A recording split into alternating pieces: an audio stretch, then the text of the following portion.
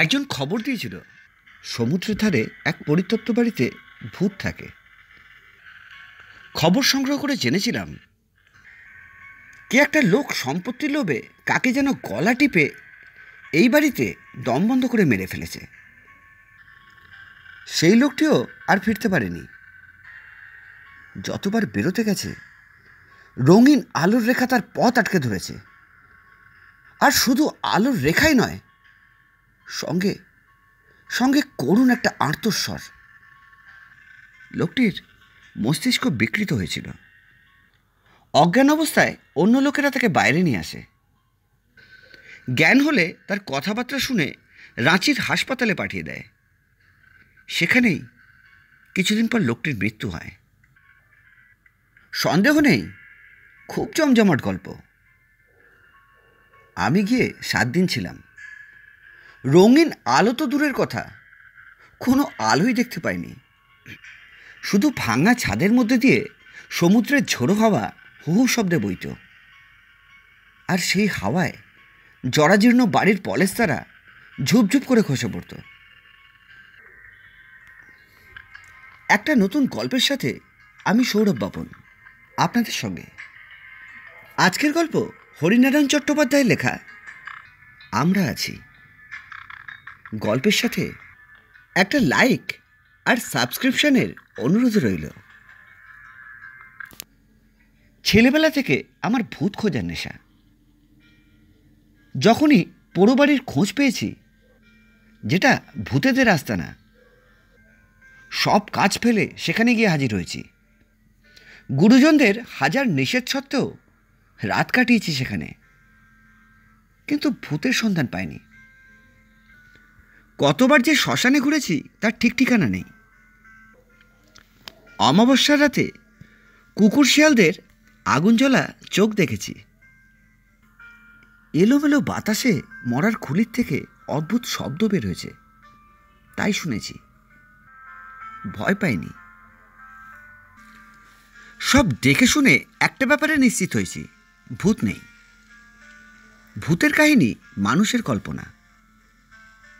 যারা বলেছেন সচক্ষে ভূত দেখেছেন, তারা নিছক চোখের ভুলের শিকার হয়েছেন। সভা সমিতিতে, বন্ধুবান্ধবদের আসরে সরবে ঘোষণা করেছি, যে যাই বলুক ভূতটুত নেই। প্ল্যানচেট একটা নিছক ধাপ্পাবাজি। ঠিক এমন সময় একটা চিঠি এলো। চিঠিটা লিখেছে শৈলেন, আমার কলেজের অন্তরঙ্গ বন্ধু শৈলেন দাস। শৈলেনও আমার মতোই বিশ্বাস করত ভূত নেই। ভূতের নিবাস মানুষের অলস মস্তিষ্কের এক কোণে। চিঠিটা খুব ছোট, মাত্র লাইন 2-এর। যদি ভূত দেখতে চাও, অবিলম্বে ঘাটশিলায় আমার কাছে চলে এসো, শৈলেনের সঙ্গে কলেজ ছাড়ার পর আর বিশেষ দেখা হয়নি। অন্য বন্ধুদের কাছে শুনেছিলাম সে আমলকি আর হর্তুকির ব্যবসা করে। ঝাড়গ্রাম না ঘাটশিলা কোথায় যেন রয়েছে। চিঠি পেয়ে বুঝলাম শৈলেন ঘাটশিলায় রয়েছে। হয়তো ভূতটুত সব বাজে কথা। আমাকে তার কাছে যাবার জন্য ভূতের অবতারণা করেছে। জানে এমন লিখলে আমি না গিয়ে পারবো না। কলেজে অধ্যাপনার কাজ। বছরের মধ্যে ছুটিই বেশি। পুজো পার্বণ, গরমের ছুটি তো আছেই। এছাড়া অন্যান্য উপলক্ষে কলেজ প্রায়ই বন্ধ থাকে। ঠিক করলাম দিন 7 ছুটি নিয়ে ঘাটশিলায় চলে যাব। পুজো কেটে গেছে, বাতাসে শীতের মিশেল। এই সময় ঘাটশিলার জল বাতাস ভালো, কড়া শীত পড়েনি। ভূতের সন্ধান পাই বা না পাই, স্বাস্থ্যটা ফিরিয়ে আনতে পারবো। যেই কথা সেই কাজ। সুটকেস আর বিছানা নিয়ে হাওড়া স্টেশনে গিয়ে হাজির হলাম। ট্রেন ছাড়া দেরি ছিল। কামরার এক কোণে মালপত্র রেখে একটা পত্রিকা কিনে বেঞ্চের উপর বসলাম। একটা গল্পের লাইন 2 পড়েছি, হঠাৎ পরিচিত কণ্ঠে চমকে উঠলাম। আরে কি খবর? মুখ তুলে অবাক হলাম। সামনে দাঁড়িয়ে শৈলেন, বগলে খবরের কাগজ, হাতে হাতে একটা রঙিন ব্যাগ। খবর আর কি, ভূত দেখবার জন্য তুই তো নেমন্তন্ন করেছিলি। ভূতের উল্লেখে শৈলেনের মুখটা ম্লান হয়ে গেল। দু চোখে আতঙ্কের ছায়া। সে চুপচাপ দাঁড়িয়ে রইল। কিরে, কথা বল। কি বলবো, ব্যাপারটা আমিও ঠিক বুঝতে পারছি না। তোর কথা মনে হলো, তাই তোকে চিঠি লিখলাম। ভালোই করেছিস। ভূত যদি নাই পাই, তোর ঘাড়ে চেপে 7টা দিন তো খেয়ে আসি। শৈলেন বলল, চল, এবার ট্রেন ছাড়বার সময় হয়েছে। তুই কোন কামরায় উঠেছিস? আঙুল দিয়ে কামরাটা দেখিয়ে দিলাম। দুজনে উঠে পাশাপাশি বসলাম। ট্রেন ছাড়তে আমি জিজ্ঞাসা করলাম, কি ব্যাপার বলতো? তুই তো 7 জন্মে ভূত বিশ্বাস করতিস না, ঠিক আমারই মতো। কি দেখলি? স্পষ্ট দেখলাম, শৈলেনের কপালে বিন্দু বিন্দু ঘাম জমে উঠল। গালের পেশিগুলো কেঁপে উঠল থরথরিয়ে। সে মৃদুকণ্ঠে বলল, হঠাৎ হঠাৎ বাতি নিভে গেল। একটির হাওয়া নেই। দরজা জানলাগুলো নিজের ইচ্ছে মতো খুলছে আর বন্ধ হচ্ছে।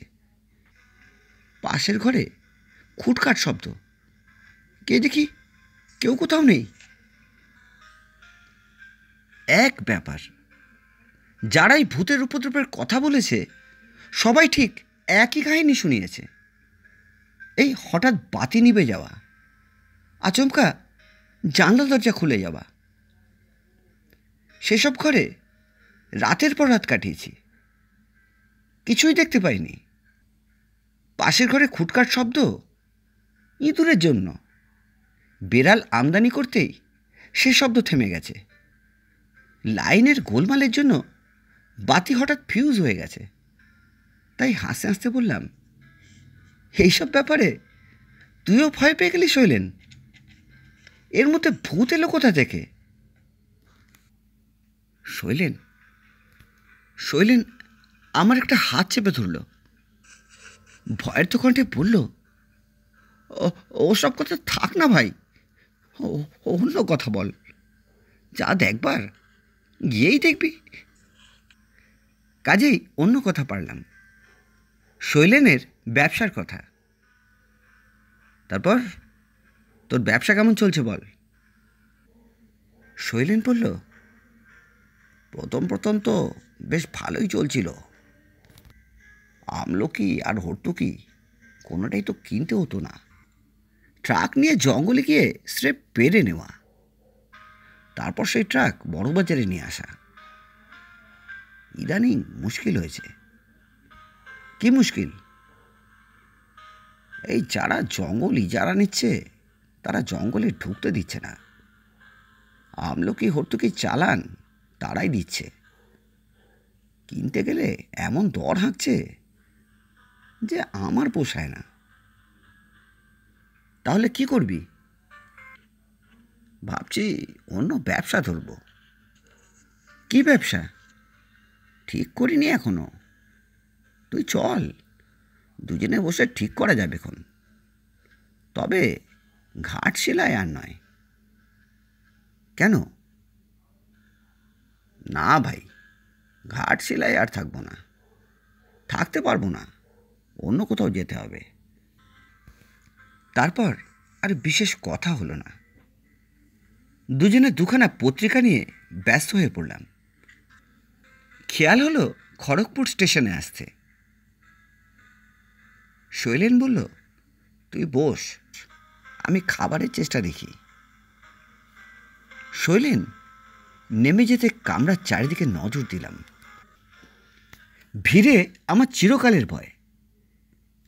এই ভিড়ের ভয়ে বাইরে বের হওয়া প্রায় ছেড়েই দিয়েছি। ঘাটশিলা চলেছি, তাও প্রথম শ্রেণীতে। কিন্তু প্রথম শ্রেণী একেবারে খালি নয়। 4 জনের জায়গায় 6 জন বসেছি। সকলের টিকিট আছে কিনা কে জানে। আজকাল তো টিকিট না করাই রেওয়াজ হয়ে দাঁড়িয়েছে। বাইরে দৃষ্টি দিলাম। খড়গপুর স্টেশন বদলায়নি। খড়গপুরে এসেছিলাম বছর 5 আগে। খড়গপুরে ঠিক নয়। খড়গপুরে নেবে দীঘা গিয়েছিলাম বাসে। স্বাস্থ্যের কারণে নয়, ভূতের সন্ধানে। কে একজন খবর দিয়েছিল সমুদ্রের ধারে এক পরিত্যক্ত বাড়িতে ভূত থাকে। সন্ধ্যার অন্ধকার নামলেই নানা রঙের আলোর রেখা বাড়ির মধ্যে নাচতে থাকে। বাইরের সমুদ্রের গর্জন সেই সময় নিস্তব্ধ হয়ে যায়। সেই সব আলোর রেখা যার দেখবার দুর্ভাগ্য হয় তার মাথার গোলমাল হয়। খবর সংগ্রহ করে জেনেছিলাম কে একটা লোক সম্পত্তির লোভে কাকে যেন গলা টিপে এই বাড়িতে দম বন্ধ করে মেরে ফেলেছে। সে লোকটিও আর ফিরতে পারেনি। যতবার বেরোতে গেছে রঙিন আলোর রেখা তার পথ আটকে ধরেছে। শুধু আলোর রেখাই নয়, সঙ্গে সঙ্গে করুণ একটা আর্তস্বর। লোকটির মস্তিষ্ক বিকৃত হয়েছিল। অজ্ঞান অবস্থায় অন্য লোকেরা তাকে বাইরে নিয়ে আসে।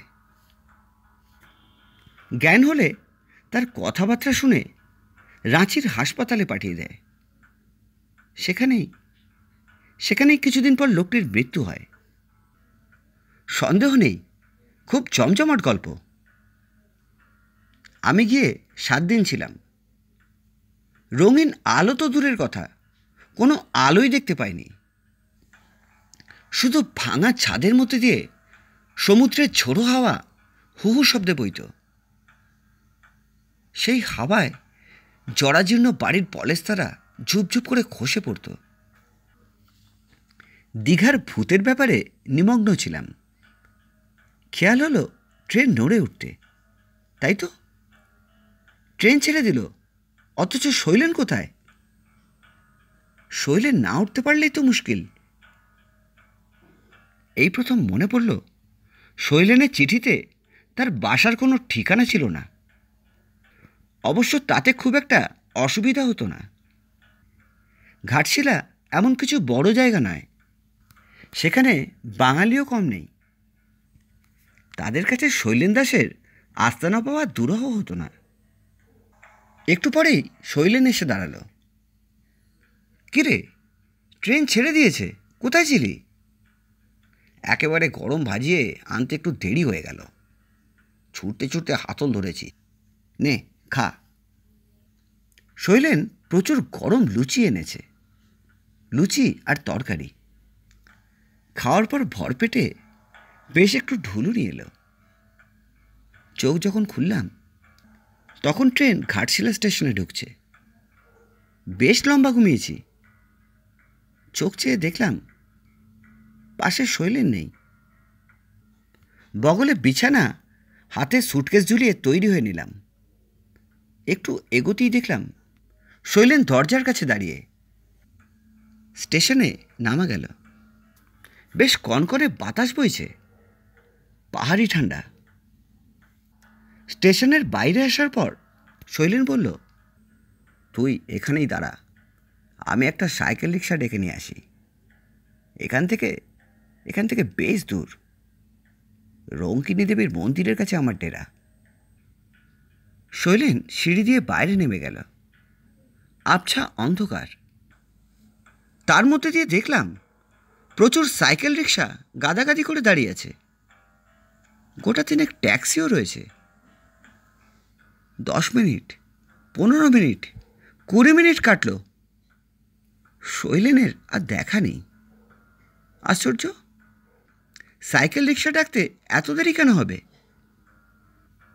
আধ ঘন্টা কাটবার পর বিরক্ত হয়ে মালপত্র নিয়ে বাইরে এসে দাঁড়ালাম। বাইরে তখনও গোটা চায়েক সাইকেল রিক্সা দাঁড়িয়ে আছে। একজনকে জিজ্ঞাসা করলাম, রঙ্কিনী দেবীর মন্দির চেনো? হ্যাঁ হুজুর, बैठिए। সাইকেল রিক্সা চালক হাত থেকে বাক্স বিছানা নিয়ে পাদানিতে রাখল। দরদস্তুরও করতে দিল না। উঠে বসলাম। শৈলেনের অদ্ভুত আচরণের কোনো অর্থ খুঁজে পেলাম না। এ ধরনের রসিকতা অভদ্রজনিত। দেখা হলে সেটা বলে দেব। বেশ অনেকটা পথ। ঝাঁকুনিতে কোমরে ব্যথা হয়ে গেল। সাইকেল রিক্সাওয়ালাকে যখনই জিজ্ঞাসা করি আর কত দূর, সে বলে আগিয়া হুজুর। অবশেষে মন্দির নজরে এলো। তার কাছে একতলা বাড়িও দেখতে পেলাম। কাছে যখন আর কোনো বাড়ি নেই, ওটাই শৈলেনের আস্তানা হবে। সাইকেল রিক্সার ভাড়া মিটিয়ে বাক্স বিছানা নিয়ে দরজার কাছে গিয়ে দাঁড়ালাম। হাত দিয়ে ঠেলতেই দরজা খুলে গেল। তার মানে দরজা ভেজানো ছিল। ভিতরে জমাট অন্ধকার। সুটকেস খুলে টর্চ বের করলাম। আমাকে ভয় দেখাবার জন্য শৈলেনের বদমাইশি। আগে ভাগে চলে এসে বাড়ির মধ্যে ঢুকে কোনো ফন্দি আঁটছে। ঘরের কোণে টর্চের আলো পড়তেই চিৎকার করে উঠলাম, মেঝের উপর শৈলেন পড়ে রয়েছে চিত হয়ে। দুটি চোখ বিস্ফারিত। মনে হয় খুব ভয় পেয়েছে। দু কসবের রক্তের স্রোত গড়িয়ে পড়ছে। তার দেহে যে প্রাণ নেই, এটা বোঝবার জন্য কাছে যাবার দরকার হলো না।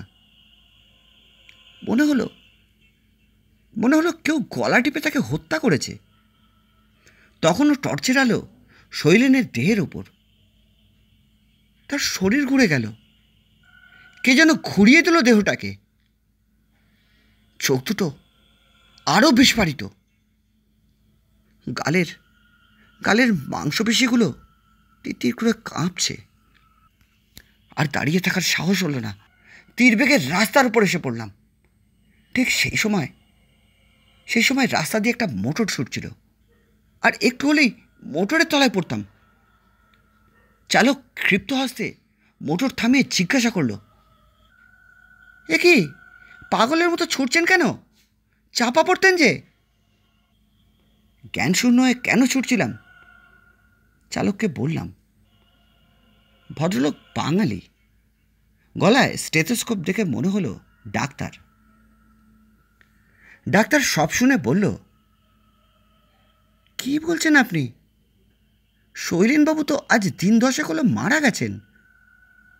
রহস্যজনকভাবে মৃত্যু। গলা টিপে কারা যেন মেরে রেখে গেছে। চোর ডাকাত?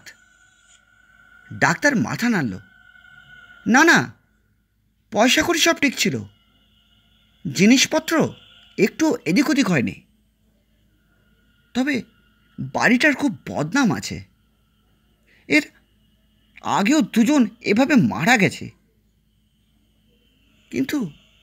কিন্তু আপনি দেখলেন কি করে?